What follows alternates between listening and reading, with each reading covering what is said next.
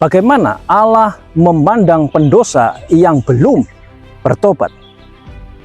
Sahabat-sahabatku, saudara-saudara, pernyataan tersebut menyentuh dua realitas penting. Apa saja? Yang pertama, kekudusan dan keadilan Allah terhadap orang berdosa yang tidak bertobat. Kemudian yang kedua adalah kasih karunia Allah bagi orang berdosa yang percaya dan bertobat. Nah, di sini saya akan coba jelaskan secara sistematis ya. Apa saja itu tadi? Yang pertama adalah Allah membenci dosa dan murka atas orang berdosa yang tidak bertobat.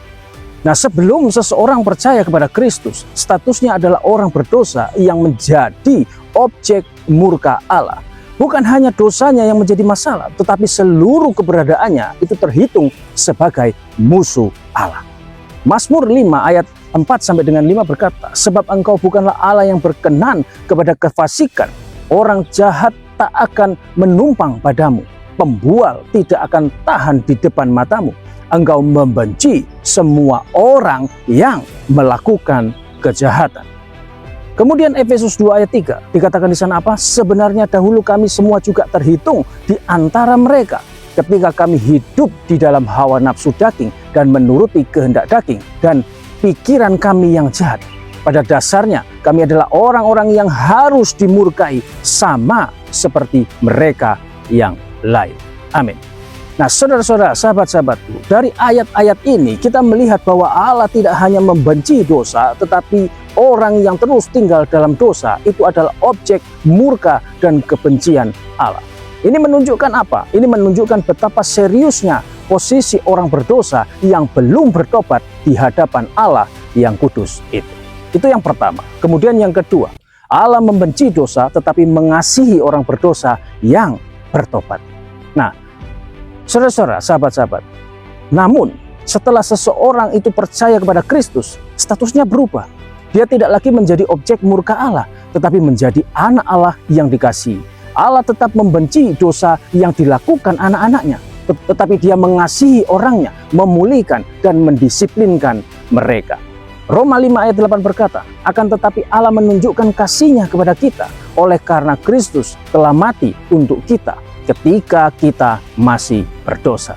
Kemudian Yohanes 3 ayat 16 dikatakan di sana apa? "Karena begitu besar kasih Allah akan dunia ini, sehingga Ia telah mengaruniakan anaknya yang tunggal, supaya setiap orang yang percaya kepadanya itu tidak binasa, melainkan beroleh hidup yang kekal."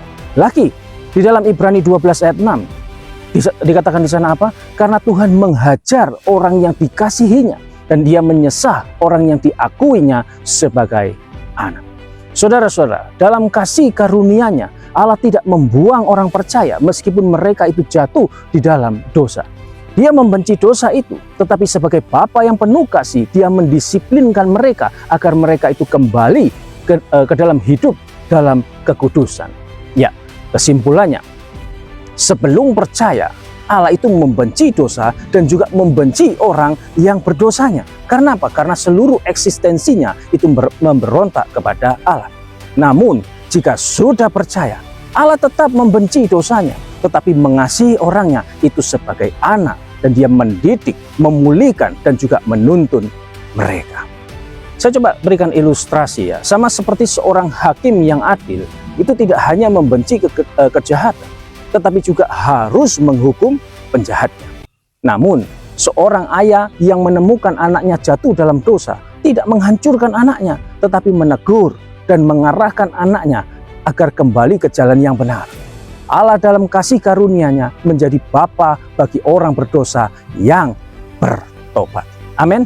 Amin. Kiranya penjelasan saya dapat dipahami, memberi pencerahan, menambah pengetahuan, dan memberkati kita semua. Amin. Soli Deo Gloria. Tuhan Yesus memberkati. Shalom.